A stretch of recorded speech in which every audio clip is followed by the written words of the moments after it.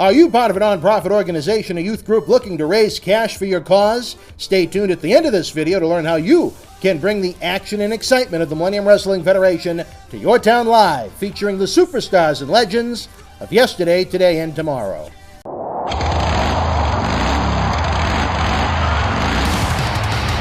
Fresno on Tuesday, May 2nd. Feel the thrill of the new era WWE SmackDown Live with a double main event as Randy Orton collides with AJ Styles for the WWE Championship. Plus, Sami Zayn takes on Kevin Owens for the United States Championship. And Douglas Shinsuke Nakamura live. It's WWE SmackDown Live on Tuesday, May 2nd. Tickets are available. This is Mick Foley. This is Harley Race. This is Shelton Benjamin. This is Mr. Wonderful Paul Orndorff. This is the Monster Abyss. And this is Daniel Bryan. This is JBL, and you're watching the MWF. Be there live.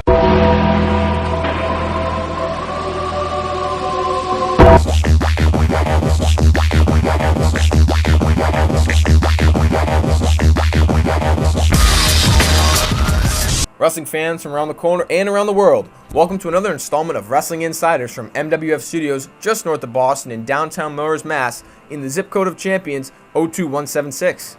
Wrestling fans around the corner, around the world, welcome to a special installment of Wrestling Insiders. This weekend we're going to take a preview, an in-depth look at the WWE Payback pay-per-view live this Sunday, April the 30th from the SAP Center, San Jose, California. As always, this is Dan Marotti, joined by special guest, one of the associates moving up the ranks in the MWF, Mr. Luke Sarvin. Luke, thank you for joining us. It's a pleasure to be here. This is the first WWE pay-per-view since the extravaganza that could only be called the Ultimate Thrill Ride, WrestleMania 33 in Orlando, Florida. They're live for that. Will not be in San Jose, but certainly be watching on the WWE Network. If you don't subscribe to WWE Network, click the link below in this video. You get 1 month absolutely free. Can't beat that. Plus, you'll also get the Payback pay-per-view on May the 21st, emanating from Chicago. And I don't think you want to miss this pay-per-view. Backlash, maybe. Maybe you can possibly Backlash. Possibly Backlash. Jinder Mahal. Yeah, we'll talk about Backlash towards the end. Payback is a pretty loaded show for what you'd consider a non-Big Four pay-per-view event. I completely agree with you. Reigns and Strowman, I think, are going to be our main event, and I'm excited to see that match go down. I honestly think, and you hate the circumstances that came along with it, in that Roman Reigns' brother passed and he missed television this week, but it goes for everybody. The more often these talents are kept off television, the more of a reason there is for fans to go out of their way to go and see them. I've been saying this now going back to the 80s. The concept works. Put the feature talent out there. Well, and back in the 80s, in the early 90s, before the Monday Night War era, they'd work squash matches, non-competitive matches, and if you wanted to see the good stuff, first you'd go pay at the live arena, then you had the Saturday Night Main Event NBC specials a few times a year, and then pay-per-view came along. Nowadays, when you can see everybody every week on free TV, I don't know where there is as much incentive to watch each and every week on free television. There's not. I remember before they did the brand split again with the WWE Draft. I would not watch SmackDown because it was just a repeat of Raw. Yeah, it was Raw Light. Yep, Raw Light. Minus some of the top stars. Yeah, exactly. They would. Sometimes I remember watching the same match on Monday Night Raw that I would see on at that then Friday Night SmackDown. Yeah, they moved it to Tuesday. They did move it to Tuesday. I guess that is the main event. Brock Lesnar will not be defending the Universal title on this show. Which is good, I believe. It is. Well, you could make the argument that the champion should be on every pay-per-view event, and I don't think I'd put much of a fuss, but I don't think he particularly needs to be on the ones that aren't important either. No, and there wasn't really a challenger for him coming up into this show. They didn't really put any emphasis on his title. No, this pay-per-view has a very strong main event, as you mentioned, in Roman Reigns and Braun Strowman. Interesting where they're going to go with this one. You have to expect Roman Reigns is going to win. He just defeated The Undertaker in what could very, very possibly be Undertaker's final match at WrestleMania a few weeks ago. Braun Strowman, though, he's the hot hand in a company that lacks heels overall. What would you do with this one? I would have Strowman go over. You'd have Strowman beat Reigns after he just beat The Undertaker at WrestleMania. Yeah, that sounds a little ridiculous. But you know what? He's hotter than Reigns. Well, I'll say this. WWE does have Extreme Rules coming up for the next Raw branded pay-per-view. I don't see anything all that new on the horizon for Reigns and Strowman. Maybe there's some kind of indecisive finish and they come back with that yet again, and where it's the Extreme Rules pay-per-view, some sort of a stipulation match. That's my least favorite end to every single pay-per-view. Is What? Something that's not a clean finish. You like a clean. I like a clean finish at the end of the pay-per-view. Well, who said that has to be the last match? True. Very true. I think it will go on the list, though. I think Reigns will be the last man on the show. Well, that remains to be seen. It's going to be an interesting match. The singles match they had at the Fastlane pay-per-view in March, I thought that was really good. I did not enjoy Fastlane. You didn't enjoy the Reigns-Strowman match there? I did not. I don't believe You're so. with your good friend Wade. I was with my good friend Wade. Wade, a big fan of some of the podcasts you're involved with. Yes, I believe so. He enjoys watching the network. He does. He loves the network. He subscribes for $9.99 a month. He does. Really? And did you know there's a link below this video that you can click? 1 month free. And you get 1 month. 1 month. Includes 2 pay-per-views. 2 pay-per-views. 2 pay-per-views. That's right. They're doing 2 pay-per-views. Big month. Every Well, month. no, technically it's in 2 different months, but a big 3-week period. How Yes. about that? There we are. I think Reigns and Strowman are going to bring it. Reigns, I'm sure, is going to be very happy to get back into the ring, where he's had to miss the past couple of weeks with the family issues. Plus, he was selling the injury that occurred on Yes. Raw a couple weeks I back when believe Strowman they're cracked ribs. threw him around like a rag doll. Cracked ribs and a separated shoulder. I know you happen to be the guest of WWE at the WWE Live event in Providence, Rhode Island, Yes. 2 weeks ago. It was wonderful. And it wasn't a match, but the two of them had a very intense confrontation that by the end of it, and I know some people may not want to hear this, but by the end of it, the fans were cheering and supporting Roman Reigns. He put Mr. Strowman through a table. He did. That was all over the internet the next day. A little YouTube clips. Yep, of Strowman going through the table. Well, like I said, I wouldn't be surprised no matter what the finish is if they go back to these two in Extreme Rules. Logic would say Braun Strowman is the right guy right now to go over in the big win in the pay-per-view main event, but as I said, Reigns just beat The Undertaker at WrestleMania. I don't know. I'm kind of interested to see where they go with the finish, but I expect another match. I believe Extreme Rules is in Baltimore. Then you have a semi-main event featuring a superstar from SmackDown Live competing against a newly, I don't even know if drafted or traded is the right word, but Bray Swapped. Wyatt. Swapped? Yeah, swapped, yeah. In a House of Horrors match. And I don't know what that's going to be. They have not really told anyone anything about that, have they? Could it be something similar to the Broken Hardy videos they had on TNA? Could it be a match outside of the arena? I really am at a loss. I really don't have any guesses on this. I'm going to be surprised no matter what when I watch Payback. Could they go back in time to August of 1996? It was the Gund Arena in Cleveland, Ohio. The Undertaker and the Mankind Boiler Room Brawl that was actually taped the day before SummerSlam, before they continued the match into the arena. Could Orton and Wyatt battle someplace outside of San Jose, only to have the match culminate inside the squared circle in the SAP Center? You know what I say? As long as they don't do the little ring gimmick where the worms and the maggots were on the mat when Orton was down. As long as that doesn't happen, I'll be happy. You don't want to see video projection on the canvas. Yes. Is that a good way to put it? Yeah, video projection. I do not want any video projection. It was announced that this is a non-title match. Yes. I don't think too many people would have believed that Bray Wyatt had much of a chance otherwise. No. Why would they have 2 world titles on one show? He is done with Raw. Wyatt is done with SmackDown. Orton's staying on Raw. This is a way to blow off their vendetta after what was a kind of a bland match at WrestleMania where they didn't have a heck of a lot of time to compete. And they went on right after Lesnar and Goldberg. That was, yeah, you're right. So Orton gave Wyatt a wonderful RKO. It really was wonderful. It was awesome. Paul Orndorff was eating his heart out. It was so wonderful. But and they got no pop from the crowd because the everyone was the crowd just was numb. tired They at were WrestleMania. numb. They were numb, and that was Not a long only, show. yeah, that's what I mean. Not only did it go on just after they had the title change between Goldberg and Lesnar. which This was is probably about 5.5 hours into the show. for a If you count the kickoff. for a 5-minute match. A little longer. It was a little longer, but it was a very emotional match. I think not emotional, but the crowd was up and down. For Orton and Wyatt? No, for Goldberg and Goldberg and Brock. Yeah, that Yeah. was pretty quick. That might have been 4 or 5 yeah, minutes. Yeah. Yeah, but it was very back and forth. They made your heart beat a little quicker every single time. Oh, I still haven't been able to get it to calm down. As someone that didn't want Goldberg to win. I was as anxious then as some were back on June 24th, 2014, but that's a different story for a different time. What do you see happening in the House of Horrors no matter what this match is? I see. Maybe we even see Wyatt go over. I don't know why he would, but I don't know. There's just something that tells me that they're going to let Bray win. I think you're going to see, to build up steam a little bit for Backlash, I think you're going to see Jinder Mahal help Bray Wyatt win. I think that would be a wonderful finish. Everything's wonderful in Everything these is pay-per-views, really. All right, well, we'll have to wait and see. That's just one man's opinion.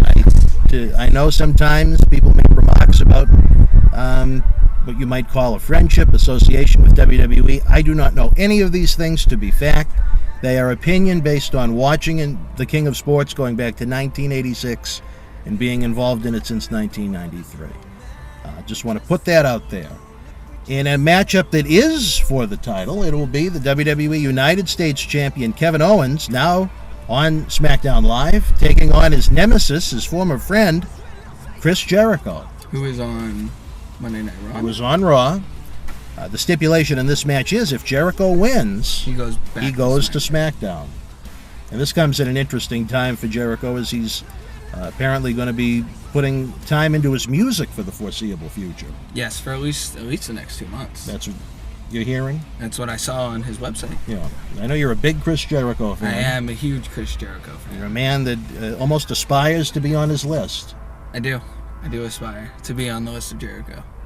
Now, I think it would help SmackDown a great deal if Jericho was to go there. I think SmackDown really is hurting as far as star power goes, but if he's not even going to be around for the next 2 months, it's almost like Cena. I don't know how much it helps that if he's on that show. It might even hurt them because he's taking up a spot on the roster that someone else could take. If we're looking hypothetically into the draft and the roster swap that Well, happened. that's all said and done with. Yeah. What it is what it is, unless you're looking at someone like Jericho. So, who do you think leaves San Jose with the championship? Kevin Owens. You think Owens retains? I believe Kevin Owens. Will you be disappointed? No, I will not. I hope it's a good match. I thought their WrestleMania match was pretty good, so I'm excited to see what they could do a second time around. Well, and their rivalry has been going on forever. No. No. Let me rephrase that. This storyline has been going on for quite a while. As far as the turn goes, or as far as them being associated with each other? Associated with one All right, another. that's fine. That's been going on since SummerSlam. But the storyline itself, since they split, you're talking about February. Yes. That's not a long time. But there was build-up throughout their friendship. There were little teases. Yes. It was well done because you had someone like Jericho's fingerprints on it who was a wrestling person as opposed to someone that's trying to write for professional wrestlers. That's a different story for a different time. I would like to see, just for the sake of the health of SmackDown, even if it's part-time to have Jericho, I'd like to see Jericho go back to Team Blue with Kevin Owens. Will that happen? I don't know. Owens just lost the Universal title in March. I don't know if he could suffer 2 title losses technically in less than 2 months. That would hurt him very, very much. You think so? I do. Dropping 2, it just shows that, okay, I can win the title, but he can't hold on to it for that. All right. Well, Although he held the Universal title for a few months. do you think there'll be discounted Raw-looking Kevin Owens show T-shirts available now that he's on SmackDown? I think maybe he wears them on SmackDown. Why is that? Why not? It's ironic that he's wearing a shirt for Monday Night Raw on SmackDown. Well, you gave that a lot of thought. I did. I didn't really have much for that one. I'm proud. Well, another match that you may be proud to see will be a grudge match that was originally set to take place at Fastlane. It will be Seth Rollins fresh off of his WrestleMania 33 win over Triple H, taking on Samoa Joe. I think I'm pretty excited. I like watching Seth Rollins in the ring, so it should be exciting. And Samoa Joe is also a lot of fun as well. I like a lot of fun. He's just like that ground and pound. He looks like it hurts kind of style, and I like watching that. I like the way you word these things. He's a lot of fun. He's a lot of fun. Never heard it quite described like that. That's what makes this interesting. You know, I'd like to see Joe go over, give a nice, clean, decisive win. Again, not Raw, not SmackDown, not WWE, every promotion in wrestling needs dangerous, strong, cheating, violent heels. Samoa Joe can fit that bill. Where Seth Rollins just pinned Triple H, and Brock Lesnar is going to need a title challenger at the July pay-per-view, now called Great Balls of Fire, from Dallas, Texas, on July the 9th. Perhaps it could be Seth Rollins' night. That's not real. Yeah, that's the name of the July pay-per-view. Great Balls of Fire. Goodness, like the song, Goodness Gracious, Great Balls of Fire. It was expected that this pay-per-view was actually going to be in Hartford, but these balls that are on fire will take place back in Dallas. That's atrocious. Well, what about the match in question at Payback? Joe and Rollins? Yes. I personally think Joe's going to go over. Why? I think what you just talked about. WWE doesn't have that many strong heels. They need a strong, dangerous, mean heel. And Joe is that guy. So even though Joe's a lot of fun, he can also be I dangerous... mean, he's fun to watch. Okay. That's what I mean when he's a lot of fun. I don't know. Joe doesn't look like he's a very happy, funny person when he's in the ring trying to knock someone's head off. No, it's his profession. It's his job. Yeah. He's not there to make friends. He's there to make money, as they like to say. Yes, sir. I'll have to wait and see what happens with that one. I like I said, if I was sitting down with the magic notebook and pencil, it would be a Samoa Joe night, but sometimes there are bigger things you have to look at. Moving on with the card, you have the Raw Tag Team titles on the line. The champions, the Hardy Boys, Matt and Jeff, take on the former champions, Cesaro and Sheamus. Cesaro's another one of those guys for me, like Jericho. Really? I'm a big Cesaro fan. All right. I do. I enjoy Cesaro. The Hardy Boys came back at WrestleMania, I'm sure as everyone knows, which got quite a loud, exciting pop from the crowd. Got quite the reaction. It did. And then they left WrestleMania, obviously, with the Raw Tag Team Championships. Sheamus and Cesaro have been right on the cusp of getting back those titles. They're always in the hunt for the titles. Did they have a rematch since WrestleMania? I don't remember that. I don't believe so. Well, how can they be right on the cusp of regaining it then? Well, I mean, oh, that's right. They went in as champions. Right? Yeah. Yeah, I totally forgot about that. It's going to be a big night in San Jose. The Hardy Boys, they return to the West Coast, the first time in many years. Talk continues to be that WWE is going to try and buy out the broken characters from TNA. I think that's a bad move.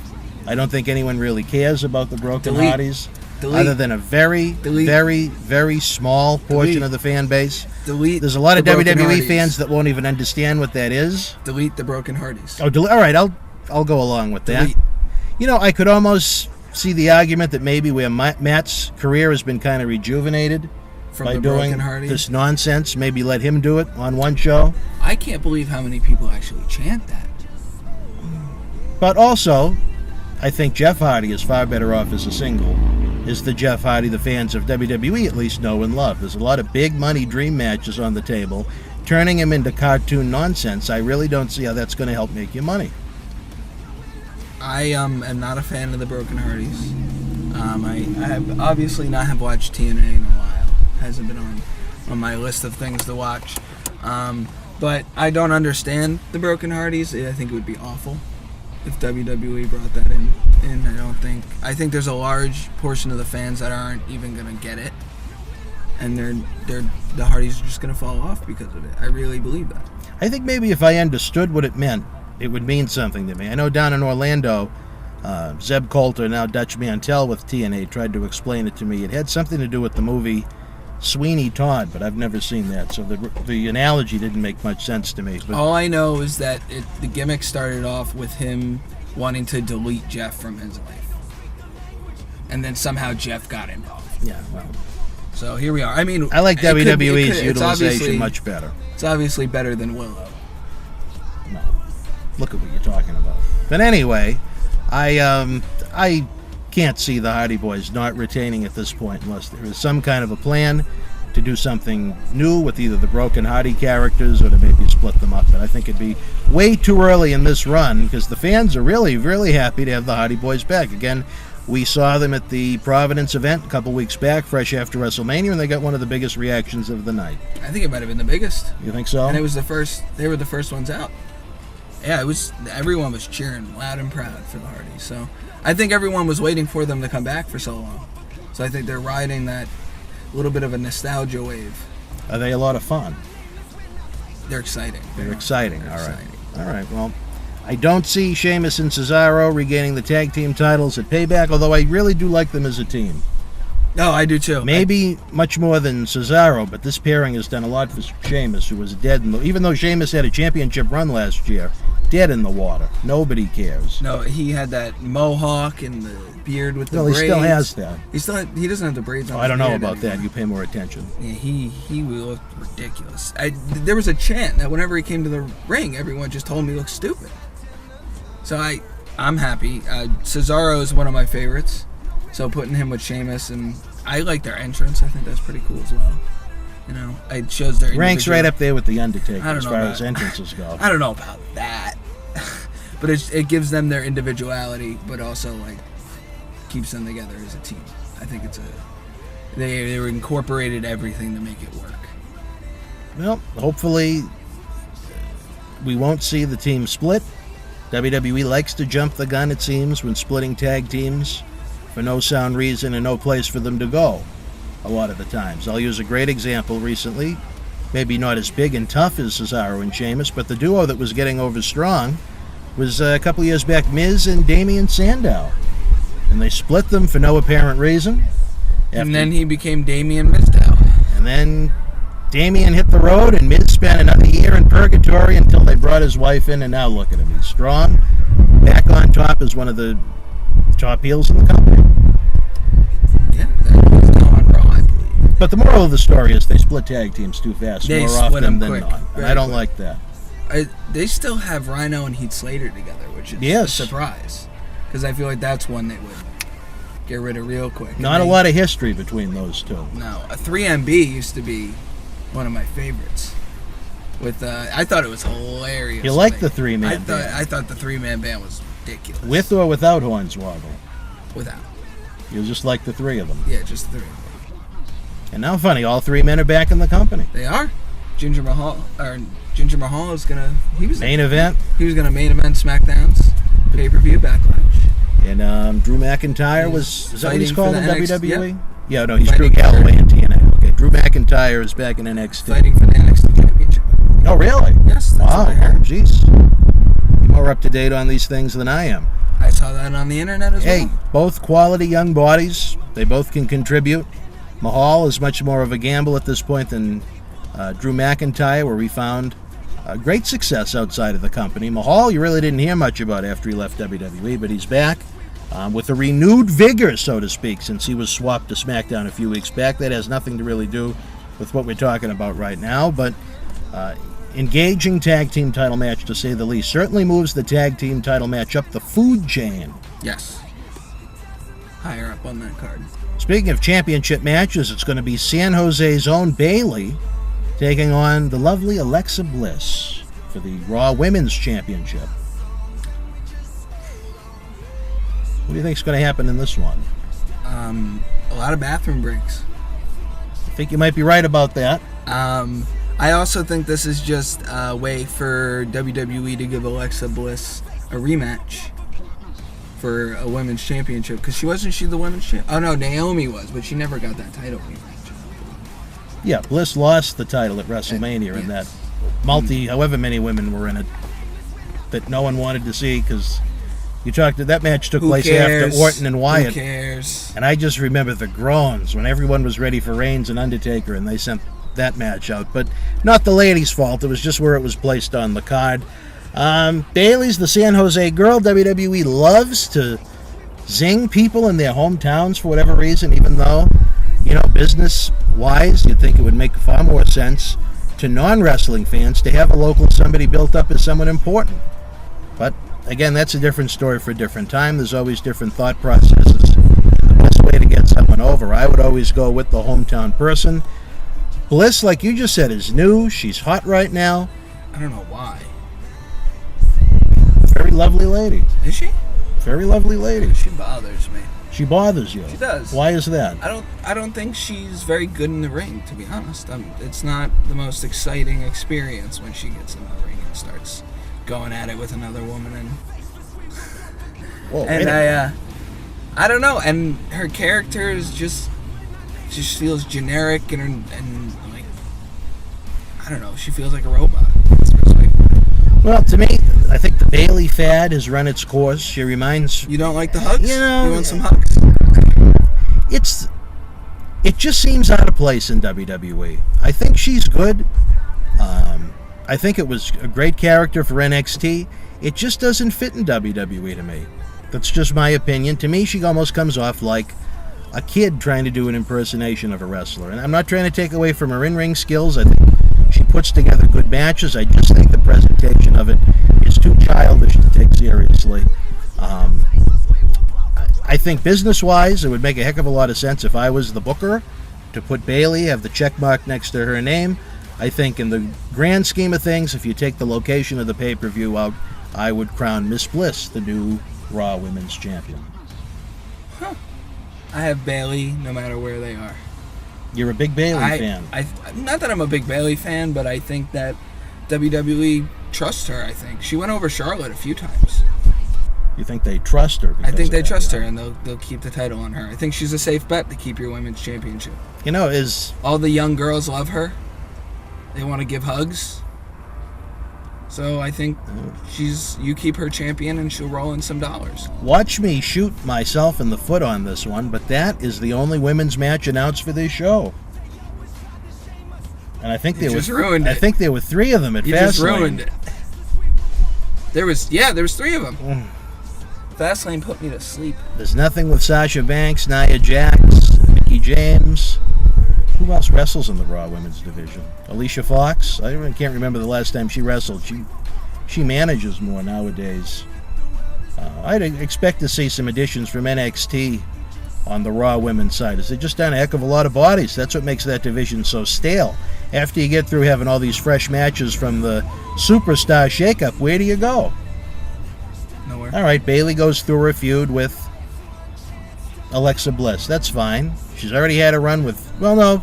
Still has that feud with Sasha Banks. They haven't shot that bullet yet. I thought that's where they were going to go at WrestleMania before they shot the bullet and rushed the Superstar shakeup as opposed to waiting a full year for when they had the draft, which would have been in July. Well, hopefully we'll just leave it at the women's match, and that's all we need on this show.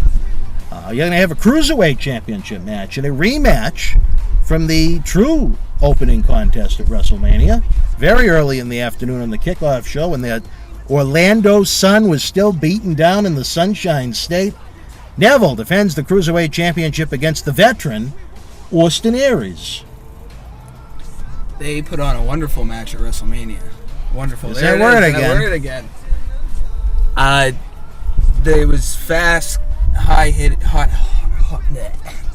it was fast, hard hitting, high flying. They kind of gave you everything you wanted in that match. So I think we'll see a better contest here on the Payback pay-per-view. I think the problem continues to be when it comes to this Cruiserweight division that nobody really cares about the Cruiserweights. And, that's an awful thing to say. I was high on the Cruiserweight division at first. I love Rich Swann. I think he's a great, exciting talent. He's a good human being as well. I think TJ Perkins is outstanding. But the problem is with a lot of these guys, you have them trying to wrestle a typical WWE wrestling style outside of a few flips. And I think the Cruiserweight division, for it to really work, for it to really be something fans are going to go out of their way to see, as opposed to Raw and SmackDown and even NXT, the Cruiserweight division needs to be something completely different than the typical WWE wrestling formula. I think the fact that it really isn't right now is the reason why the matches don't get over that strong on Raw, and I think is the reason why the 205 live show perhaps isn't as popular as NXT right now, because they're certainly, with the athletes they have in the 205 division, it has the capability, I should say, the ability to be an outstanding must-see 1-hour wrestling television show each week. I agree. All you get with the cruiserweights right now is purple ropes. Do you like the purple ropes? I do. I like the purple ropes. You're a purple fan? I'm a purple fan. But that's all you get with the cruiserweights. They're just smaller guys wrestling the same way as everyone else. And I think I've been watching, as you know, Lucha Underground. You're a big fan of Lucha Underground. And I think why I like it so much is the formula and the way they're wrestling the match is not a traditional way WWE would run a match. And it's a good change in pace. And I think that if WWE was to do that, like you've been saying with the cruiserweights, we would see a totally different change in the amount of people that were watching 205 Live, and then being exciting for, you know, the cruiserweights to be on Raw or be on SmackDown, whichever show that they're on at that time. I know when they did the Superstar Shakeup, or I should say when they did the WWE Draft, they had chosen to put the cruiserweights on Raw and not SmackDown, which makes sense because they're the 3-hour show. Right. Well, Neville, I'll give WWE credit where credit is due. I think they've done a lot with Neville since they turned him heel back in December on the Roadblock pay-per-view. I just think it's a division thing more than it is one individual wrestler. I don't think you can really fault the talents. They're just taking their marching orders and going out and giving it 110% with what they have to work with. I think it needs to be a change from within the company as far as how they want to present the cruiserweights for them to really make the most money with it, create the most jobs with it, create a separate 205 Live touring brand like NXT is right now. And again, there is the ability to do that. They have some great athletes, plus the production and the power of the WWE brand to get it done. It's just a matter of mixing up those puzzle pieces. Is that a good way to look at it? That's a great way to look at it. All right. Well, who do you think leaves San Jose as the champion? I hope Neville does. I love his King of the Cruiserweights thing that he's got going on right now. It reminds me a little bit of Game of Thrones, if anyone's... Never seen that. I'm a huge fan of Game of Thrones, and he kind of gives off that vibe of this, like, ruler over his cruiserweights, that he's the best, and he'll stand up there and defend himself if he has to. And I enjoy that. I think it helped T.J. Perkins a little bit, even though I would have never turned him heel, to be aligned with the champion, get a little rub out of that, where Neville isn't maybe just looked at as a cruiserweight. Maybe he's looked at as a WWE superstar where he was with the company before the cruiserweights were established. I think T.J. Perkins is awfully talented, and the fans react to him and resonate with him. The first time I saw T.J. Perkins was during the Cruiserweight Classic when they ran the tournament, and I thought he was going to win it. I really did. I was blown away by just everything that he did in the ring. How smooth, quick, fast, everything he did was wonderful. Hey, well, you're a big TJ fan. Had actually action of him in the MWF many moons ago from Las Vegas, Nevada, when he competed at Cauliflower Alley Club Reunion with a mask under the Puma persona. Puma was his name. Huh. Reminds me a little bit of Lucha Underground. No, completely different. All right, completely different. And I think was that all 7 matches for the pay-per-view broadcast itself? I know we have a couple of things for the kickoff show. I think we hit all 7. We are missing Miz TV. Well, I think that's kickoff show. Yeah, it's kickoff show. For the kickoff show, we'll add it there. The Miz is going to be interviewing a man that I'm disappointed almost in the plans changing, where the Miz is going to be programmed with a very good friend, one of the finest professional wrestlers in the world, Finn Balor. Finn is going to be the guest on Miz TV. Interesting to see this, I will say. As much as I think Finn is a world-class athlete, superstar, maybe the verbal isn't his game. Maybe they're going to put him in there with the Miz to see if the Miz can elevate that on Miz TV and kick off their feud in a hot way. Well, I know my biggest thing with this Miz TV segment is that the Intercontinental Championship, which is a Raw title, isn't being defended. Yeah, and Dean Ambrose is Dean still the Ambrose champion, is unless I'm losing my still- mind, right? Dean Ambrose is still the champion, and they've been a big part of Raw. Their feud has been a pretty big part of Raw the last few weeks. So I don't know why there's... Yeah, Did you see Raw this week? I have not gotten a chance to watch it. Well, it went off the air. They kind of flipped the feuds. They wound up packaging Miz with Balor, and it went off the air with Wyatt wound up laying out everybody, but Ambrose was the one he kind of singled out. So I think that's the direction they're going in. Wyatt is an Ambrose and Wyatt feud which for we've the seen already Intercontinental 4 title. times. We've seen that feud a bunch of times. Yeah, and you know what? Not for nothing. I like both Wyatt and Ambrose an awful lot, but they don't click. No, they do not. I think their styles are too similar, and it just... I don't even know if it's that, but that... I feel like there's a lot of this. When they started A the lot of first button feud, heads. it would have been Hell in the Cell 2014 when they had Yep. the image of Wyatt come out from the smoke. No. Yeah, that's right. He popped up and he gave him the Sister Abigail. And they had no feud to begin with, and he interfered in a Hell in the Cell gimmick match, which should be the blow-off to that type of a feud between Rollins and Ambrose. Was that a title match? A Universal title match? Or maybe a championship match? No, because Rollins won the title at WrestleMania 31 in 2015. Okay. Orton and... Well, wait a minute. No, I think I might have the years wrong. It was 2014 that Wyatt did that to Ambrose. Now I'm having a debate in my mind on this one. I am not using Google, ladies and gentlemen. Rollins did win the title from Lesnar at WrestleMania 31, which In the triple was... threat match. Yes, Roman Reigns. that was in 2015. But for some reason, I'm thinking for the Hell in the Cell, the year they did Rollins and Ambrose. You know what? Maybe that must have been the championship match. Mm-hmm. But no, that would have had to have been in 2015. It's a possibility. And they did Orton and Cena as the underneath Hell in the Cell match, which everyone kind of rolled their eyes Because they at. were tired of watching that. Yeah.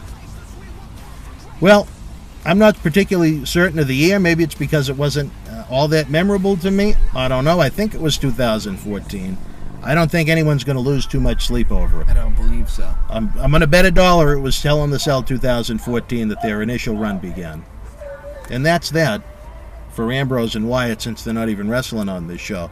Miz TV, it'll be interesting to see what they do. I honestly love everything Finn does. Call me a homer, but anyone that wrestles in the MWF, to me, I want to see them do exceptionally well. I was very worried at how WWE would portray Finn Balor once he came to the United States after his great worldwide run under his real name of Fergal Devitt in New Japan Wrestling. And, hey, they made him the first Universal Champion. They gave him an outstanding character and persona to work with. Maybe if he waited a little longer, like some of the other guys that eventually came in from TNA and the Independents, maybe they would have let him keep his name. But at the end of the day, it doesn't hurt, because Finn Balor right now is one of the hottest properties in WWE. You give it the thumbs up. All right, you didn't even say thumbs up. You just gave it to me. And last but not least, you have a tag team extravaganza for what feels like the 6,829th time. Enzo and Cass take on Gallows and Anderson. Is it a number one contenders match, or Nope, there's no stipulation. just tag team action at its Just some finest? tag team action, which, I'll be honest, I'm tired of watching it, Enzo and Cass. Well, their ship has sailed for me. at the end of the day, WWE is going to go the way WWE does, unless things are changing even quicker than they are behind the scenes. And Cass is going to be given every opportunity to become a headliner on his own as a single. Maybe a heel turn with Enzo as a manager as opposed to a full-time wrestler might be interesting, but I would... anything to not watch Enzo Amore wrestle someone else. And I know that sounds awful, but the matches, when they're in a match... you two I were know, almost neighbors at one point. we could have been from Long You Island. talk with the same accent, yeah. You know when he's in a match with Big Cass that he's going to get his... Can I say that? Sure. Alright. He's going to get his ass whooped, and then Cass is going to come in to make the save. And if they're going to go over, then Cass is going to get that win then. And if they're not, then Enzo's going to get pinned in the middle of the ring. You think you figured out the formula to Enzo and Cass That it matches? is. That's it. That's all they do. Well, and they'll do the big splash off the top rope where he just throws them down. I'll tell you this: if the Hardy Boys retain, it should be a Gallows and Anderson win, just for the point that they're going to need to build up a challenger for the Hardys immediately, and the Revival is still out of action due to the injury that one of the two of them had. I think it was You can never Dash figure out Wilder. who Yeah, is yeah, who. it's tough to figure out which one is which. You know what's funny? I think I've mentioned this to you, but and I One don't of even them know had which one it is. wrestled at One of them MWF. wrestled, and that. Please don't make it seem like I don't know who's on the MWF rosters. Not only do we have events here in the Boston area where we're located, but we also have a southern branch in the Carolinas, and I've been to many events in the Carolinas. I haven't been to them all because of how difficult it is for me to fly due to my needing a spinal fusion in my lower back in those small seats. But one of the Revival competed in an MWF South event, and I wish him well too. I just don't know which one it is that I need to One wish of the well. two. We'll have to ask our friend down in Pembroke about that. But it is I think it's a strong card, even if there might be things one might do different with it. And I'm interested to see how it plays out Sunday night on WWE Network. Yes, and you can click the link below and get 1 month free. You know, if The they've WWE listened to this Network. much of it, I'm going to guess they heard it the first few times, but I'm you gonna never do know. it anyways. They might have skipped ahead to the end to see if there was a hot I should finish. do what DX does and start bringing merchandise on to. You don't remember those little spots they used You're to going to do? bring merchandise No, where? Right here, I'm going to talk about it. All On right, our thank you. next Thank you. pay-per-view review, we'll talk about merchandise. All right, well, fans, that is the Raw pay-per-view for this month. Again, you have Backlash coming up in just 3 weeks. Jinder Mahal. We mentioned Orton and Jinder Mahal. Very interesting to see the push that Mahal is getting right now. WWE, and you know what? Even if it's not 100% him, I'm going to give my buddy Road Dogg a pat on the back, saying, you know what? He's doing a super job creatively with that show, and you know what? It can't not be him because his fingerprints were all over the show even before the draft when both guys were competing on both shows every week, and he was doing a heck of a job with it. Then to take someone like Jinder Mahal, who was fodder on Raw, and put him in the position to really climb the ranks into a pay-per-view commodity on SmackDown is interesting. It kind of reminds me of what happened, and I don't know if I've ever told you this one. I'll flash back to 2004. WWE, I think it was called the draft, even though technically if you've ever watched sports, you know it's not a draft, but they did their talent switch shortly after WrestleMania 20, and I think I've told you before, WrestleMania 20 was the last weekend I was an able-bodied human being. So fast forward to that next week, I was stuck in my hospital bed at Leahy Clinic, all doped up on all these medications. I remember putting on the TV, and this guy on SmackDown.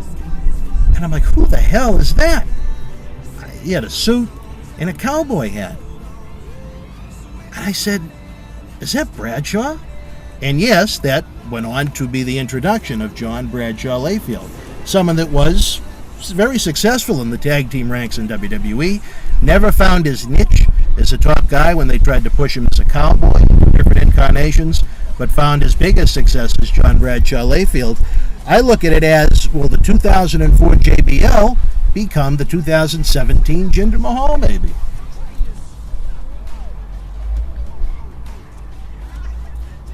It would be unexpected. Yeah, I'm But wouldn't it I'm a be little something? speechless. Wouldn't it be something if WWE pulled that off? I hope so. I hope it's more entertaining than what I'm getting now. I don't enjoy him. Well, we'll have to see what they do. They've given him a little faction now. He has the Bollywood Boys tag Yes. team as his sidekicks. I'm not quite sure what their role is going to be going forward, but you know they're doing something different, and both shows certainly need something different at this point. I agree with that. And also at Backlash, you can expect to see AJ Styles and Kevin Owens. Whether that's for the championship or not remains to be seen after Sunday. And the Usos will be challenging perhaps your favorite tag team for the tag team championship, Fandango and Tyler Breeze. Dango? Breeze Dango. Dango. Yes, Dango. It's Dango. You remember when he did that? You'll have to talk to Tyro Man and Eunice Torres about that. I know you were a big Tyler Breeze fan. I am a huge Tyler Breeze. And perhaps Backlash could be the night of Breeze Dango. The Fashion Police may finally Get some gold. might get some gold. Are they silver? Oh, they're silver. Yes, they're blue and silver, as a They are matter of blue and fact. I silver. hate those belts, and I don't know why they have two pairs of them, but why get going on that at this point? It's a Backlash. No, sorry, Payback preview show. We're talking about Backlash. Anyways, that is the preview. Love to know your predictions for the big night. Do you agree, disagree? Leave your thoughts, as always, in the comment section below. I'd like to thank our good friend Luke Sarvin for joining us. He is It was wonderful to be here. very interesting to see where he is going to be positioned in the MWF a year from now. Perhaps we'll flash back to this podcast, and maybe this will be just the beginning of things to come for old LS, as they call you. Yes, LS.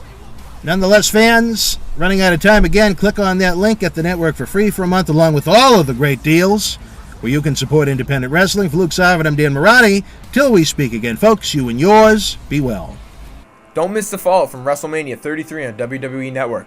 Using our link below, get 30 days free. This spring, WWE presents 4 live pay-per-views with Payback, Backlash, Extreme Rules, and Money in the Bank. Relive the ultimate thrill ride that was WrestleMania 33, plus brand new original programming, every pay-per-view in WWE history, and 7,000 plus hours of content in the archives. Spend $25 in the MWF store this month and get a free WWE t-shirt and a free autographed photo of WWE Hall of Famer Cowboy Bob Orton. We have brand new WWE t-shirts, posters, DVDs, autographs, and tons more. Best of all, every dollar you spend directly supports our live event and video production initiatives. Fans in over 30 countries can now enjoy our state-of-the-art studio shoot interview documentary collection on demand. You can rent our own select titles starting at only $5.99. Enjoy the wild Iron Sheik studio shoot interview as seen by millions online and on The Howard Stern Show. Relive the rock and wrestling era in the mid-'80s as WWE Hall of Famers Paul Orndorff, Bob Orton, and the Iron Sheik break down the first WrestleMania. The Boogeyman, Paul Bearer, and Kamala join us for extensive breakdowns of their careers, promoters, and companies they worked for. We also have a new shoot with Bull Dempsey bringing you a backstage look at WWE NXT in the Performance Center. Again, every rental and purchase helps support independent wrestling. Subscribe to our YouTube channel with over 1,500 videos available absolutely free. Enjoy in-depth videos, live MWF wrestling, the latest news, historical videos, and tons more on youtube.com/BostonWrestlingCom. If you enjoy the free content, you can help the cause by making a donation of any size to paypal.me/BostonWrestling. You can help the cause using our links below to shop on popular websites such as WWE Shop.com, Amazon.com, and Walmart.com. We get a small thank you for every customer sent their way, and best of all, it doesn't increase your purchase 1 penny. Finally, get a free ride from Uber using the links below. Forget about overpriced taxi cabs with long waits. Join 2017. Get a good ride from a friendly driver in a clean car on us for up to $20. We're running out of time, fans. Don't miss a day on BostonWrestling.com super site. Like us at Facebook.com/MWFAction. Follow us on Twitter at MWF2001 and subscribe to us at YouTube.com/BostonWrestlingCom.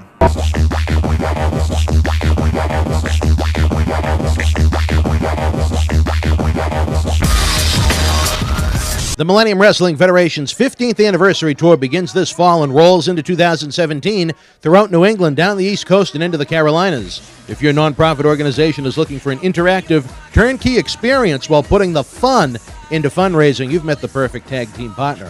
MWF offers a variety of packages for groups of almost any size, from our live events at the Boston Garden, the Kowloon Entertainment Dining Complex, and the legendary Suffolk Downs, to high school gyms and function halls. We've presented live events everywhere. Since 2001, the MWF's mission has been simple: keep the kids off the streets. Under the leadership of President Dr. David Reese, we bring the superstars of yesterday, today, and tomorrow to your town, not for a quote-unquote wrestling show, but an event that features action-packed in-ring wrestling, autograph and pose photo opportunities, question and answer sessions, and much more. It is the best of sports and entertainment. The week of your event, we can add on to the endeavor with anti-bullying campaigns, library meet and reads, youth sport concussion seminars, and more. Our live events are fit for fans of every age, from 5 to 95. This fall, as part of our new Kids Club program, we offer live event experiences exclusively for the youngest of fans. On the flip side, we can also produce a tailor-made event for fans of an older demographic as well. We work with you every single step of the way to get the word out to fans near and far, on our local television offerings, and to over 50,000 fans and growing on our social media platform. Your success is our success. If your group has had enough of boring candy bar and wrapping paper sales and has the energy to team with our passionate fan base, bringing the MWF experience to your community is the answer to put smiles on faces while raising cash for your cause. Contact us today to get the ball rolling for your custom-made event that you'll want to bring back year after year. Don't just take it from us. Here are folks we've teamed with in the past.